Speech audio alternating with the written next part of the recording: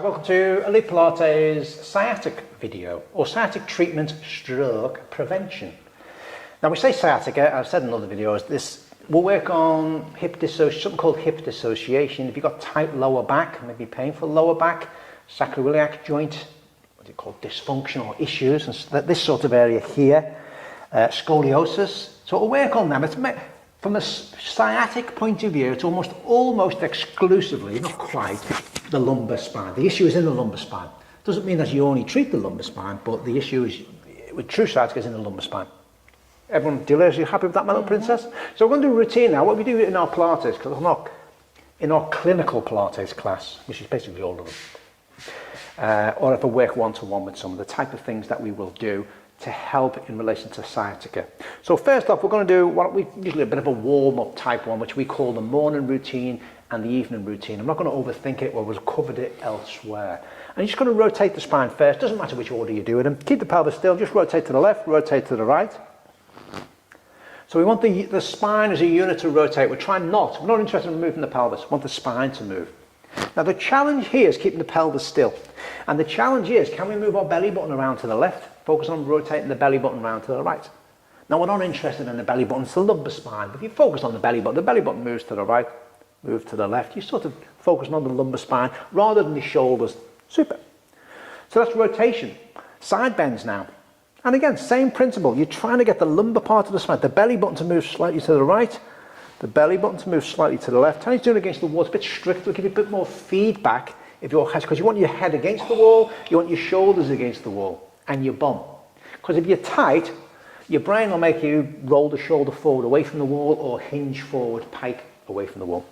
So that's lumbar. So you're putting the spine in lateral flexion now. So let's put it in forward flexion. You have to think there. I was like, what is that? And don't overthink a slight bend in the knees or a big bend in your knees. We're focusing on the spine, remember, not on, oh, it's got to be done this way. You just chin to chest, roll down, try and get your head between your knees, and we're trying to mobilize the lumbar spine. From a sciatic point of view, we're interested in the lumbar spine. Now, if you've got scoliosis, if you know what scoliosis is, what you probably might see is just go from the front.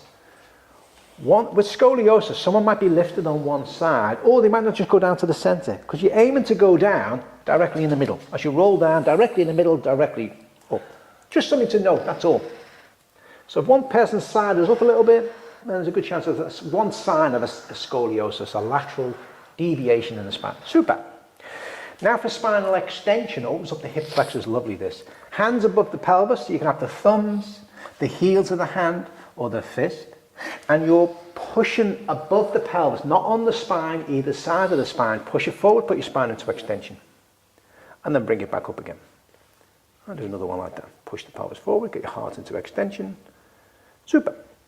And all I'd like Tanja to do now is just go through that again without me explaining. Just demonstrate, just the morning routine. Just do a couple each side.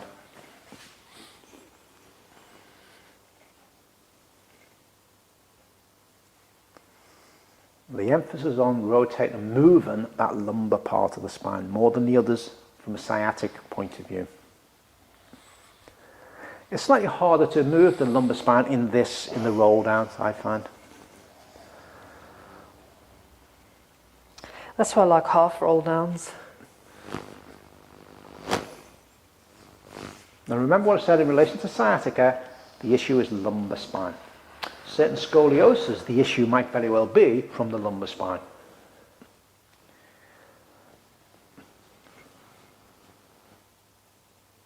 So what we're going to do today is specifically, we're going to target one of those moves, and it's the side bends.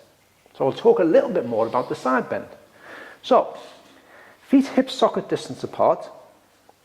Imagine you're encased in a pane of glass. You can't move forward, you can't move backwards, or you can do it against the wall. Now to keep the pelvis still, keep your feet evenly weighted. And now just focusing on the lumbar spine. We're trying to move the spine over to the side, bring it back up, send it over the other side, bring it back up using the opposite abdominals. But at a basic, try and keep this basic. We're just trying to mobilize the spine, don't overthink it. Should I breathe in, should I breathe out? We'll do whatever the hell you want. Are you moving your spine? Now just think of it logically. If Tanja lifts her pelvis up, then she's not moving the spine this side. Does that make sense? We're trying to move the spine. Keep the pelvis where it is. And the key to that is, are your feet evenly weighted? I use an analogy. Just imagine, just stand up. Imagine your left foot is standing on a pair of bathroom scales and your right foot is standing on a pair of bathroom scales. Look down at what they weigh and go, ooh. And then as you do your side bends, you make sure that those bathroom scales weigh the same. In other words, don't start de-weighting. And then, It's quite hard, isn't it? yeah, we actually swear one day we're actually going to do that. Invest in 2 bathroom scales because we haven't got a pair between us, and actually try it. So the movement wants to come in particular from the lumbar spine. Yes, you're getting the whole spine, but we're trying to focus from sciatica on the whole spine. But note, is there a restriction one side more than the other? Does it feel how far down are you getting the hands? Okay, so that's one way you can do it. Another way, so that focuses more on the lumbar spine. What about the muscles? There's 2 great big muscles either side of that at the back, which if you've got tight lower back pain, you can almost guarantee these will be tight, called quadratus lumborum. So what we're going to do now is do the side bend, but then push the opposite pelvis out. Try and exaggerate it for the camera if you can. So side bend to the left, you push the right pelvis this way, keeping the feet flat on the floor. And away you go. Oh. Now this will work more quadratus lumborum. So you're taking it away a little bit for lumbar spine, and you're bringing other tissues, other muscles and tissues into play. So you're getting fascia as well, but you're bringing this particular, you've got tight lower back, restrictions in your hip and pelvis and lumbar spine, quadratus lumborum will be tight. But is it tight at right or left? You open up the hips as well, you're working on lateral. So again, you can hold it for 20 seconds if you're particularly tight. You okay with that? Oh, it's lovely. Right. Now we can add in neural glossin or neural gliding or neural stretching, whatever you get. And it's a little bit of a fascia component. So there's 3 things to focus on now. Side bend, push the opposite pelvis out. As you do so, look up to the ceiling. Pause, bring yourself back up. Side bend, push the pelvis out, look up to the ceiling. So there's the 3 things you've got to focus on. But it's easier said than done. This one, it's weird just how looking up to the ceiling can add and stress the lower back in a good way. Depends on where you've got issues. I say lower back. If you've got issues in your lower back, you'll feel any move where you feel it. Where have you got issues, so particularly tight? That's the good nice thing about Pilates. It is actually, yeah. There's no right, you can say as a basic you should feel this here or there, but you know what, people might not. You might feel it in some weird places. I had a fall, of 3 falls actually in a month, and when I did this the other day, oh my God, it got me upper back, the neck, in a nice way, but I could feel it there. Whereas in the past, I've never felt it there before. I've always felt it more with this head tilt, carry on, in the lower back. Now say look up to the ceiling, look to the wall behind you. The thing to avoid when you do the head turn is, what people do is, the brain likes to, certainly my brain, likes to focus on just one thing. I can't multitask. So what women as well, by the way, what they'll tend to do is they'll do a half-arse side bend, they do a half-arse push the pelvis out, and they do a token gesture of looking up to the ceiling. Nah, try and go pain-free, but you're doing the best side bend you can, push the pelvis out as much as you can, and really try and look behind you. Now with this, and Tanya's doing it, she goes to the right, not to the left. Just go to the left again, and I'll tell you what you're doing in a minute. That way? No, that's the right. Go to the left. Yeah, it's only as you go to the right that you're doing it. And I noticed it myself the other day. This is why it's good to do against the wall, this one, because if you're particularly tight, I'll see if I can do it. I'm going to exaggerate it. As I go this way, as Tanya was doing, she's basically piking in the middle. There's a bit of an exaggeration. So it's just, now in your head, you're probably doing them, yeah. And that's the problem sometimes. My left back's... If you can do it against the wall, it'll keep it strict. So you can do that one against the wall. And if your head moves against the wall, you know you've moved. If you push your bum in more, you know there's an issue there. Your brain's job is to move you away from pain and discomfort. So that's taking the side bends a stage further. You'd think you couldn't double your fun, but folks, you can. Now for this one, I just like a small, it just has to be, I'll show you what we're doing actually. It's about 1 centimetre, this block. This particular mat is quite deep, so we could do it on here. And all we're going to do, let's do the left foot first. This can get confusing, I'm going to keep it simple. All those moves you've just done, we're going to do, but with the block under the left foot. So you keep your feet hip socket distance apart. And all that does, let me just explain a minute. Keep both legs straight. Keep both legs locked out. Keep both legs straight. If you do, then your pelvis is ski. This is great for sciatica, possibly more relevant for scoliosis. But again, it's, to be honest with you, for the whole spine. And now just do your normal side bends. No, just normal side bends where you're keeping the pelvis as still as you can. Go to the left. Go to the right. Oh. And again, you're trying to keep the feet evenly weighted. The biggest one is you've got to keep the legs locked out. It's the whole point of being on the block. It's just a small block. It's amazing. Okay. What an inch. Yeah. It is amazing what an inch can do. But that's a centimetre, it's less than an inch. But anyway, okay. And now, what are you giggling at? Now do the side bends, just push the pelvis. Same foot, side bend, push the pelvis out. Oh, the side is... Yeah. So again, you're getting your lumbar spine, getting quadratus lumborum. Out, isn't it? Yeah. That sounds... Like, it doesn't feel like there's any space there. And then you can add the head turn up as well. So stuck. And noting how that feels, and guess what you do now? Come up, swap over. Now put the block under your right foot. Away you go. So just normal side bends first, keeping the pelvis still. That targets more the lumbar spine. Feel it. And then you try a couple each side, and then push the pelvis out. You can do a lot more, we're just demonstrating. You spend all day just doing one if you wanted. I wouldn't say all day, but you know what I mean. And then maybe add the head turn in. Oh, that's hard. Oh. Super. And come off that. You okay with that? Yep. Okay. Other variations to make it a little bit more intense, certainly more fascia related.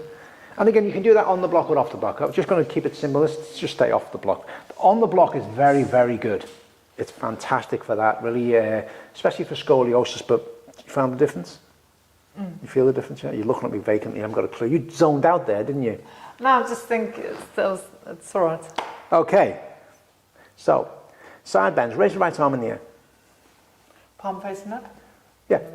I just side bend. Reach up. Keep the arm straight. Reach up, reach up, reach up. Normal side bends where you keep the pelvis still. But don't allow the arm to bend. Keep it straight. You're actually trying to create opposition in Pilates. The fingertips go up to the ceiling and you're trying to slide them as far down as you can, but keeping the feet evenly weighted, keeping the pelvis. So it's a sort of a woomph. Not, do the other version, do that limp-wristed, yeah, not that version. Reach up. We're trying to stretch off the fascia, in particular now on the right side. As well as still getting the other tissues, by the way. You should have shaved your armpits. And then just change sides. Now you can do, again, you can do 5 one side, 5 the other. I actually like to alternate these. From the mobility of the spine, which is what we're really after, I like alternating them. And again, likewise, into that you can add, push the pelvis out. Side bend, push the pelvis out. Just do one side, one the other. Now it does make a difference from a fascia point of view. Do you raise your arms out to the side to bring it up or to the front? To the front. You get palm much more of a fascia. Palm up to the front. Oh. Okay, and now the head turn. So the head turn is as you do the movements. You don't do the movement and then look up. You look up as you're doing the movement.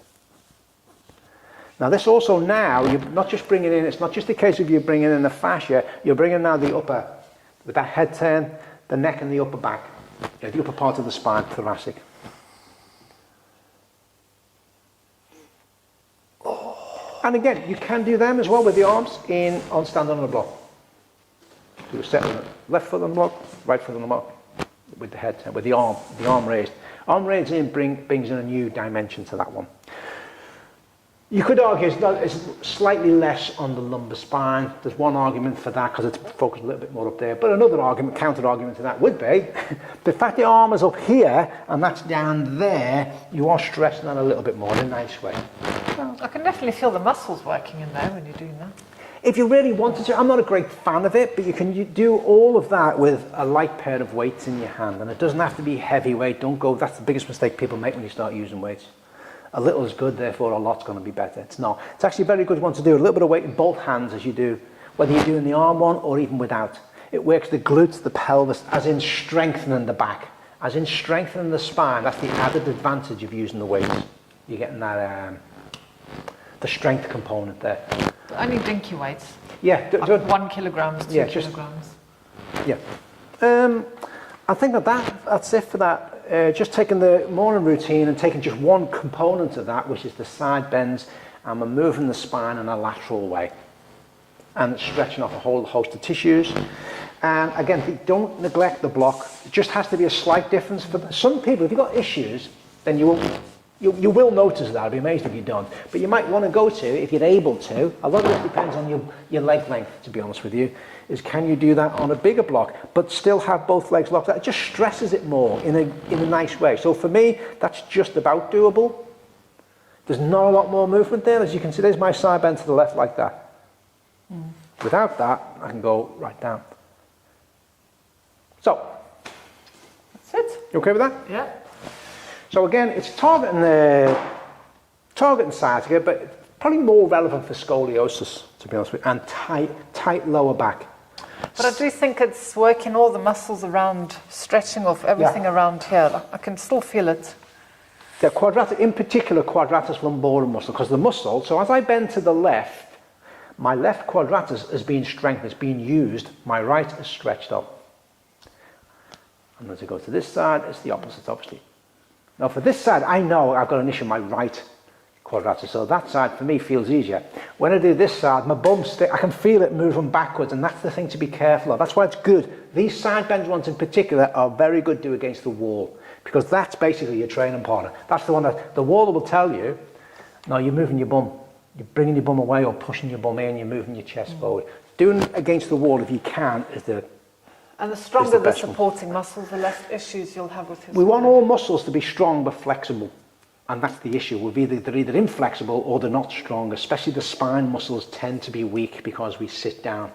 From an evolutionary point of view, far more than we should, inverted commas. So we're aiming to strengthen muscles but also stretching them off. Okay? Yeah. Super. Bye. Bye.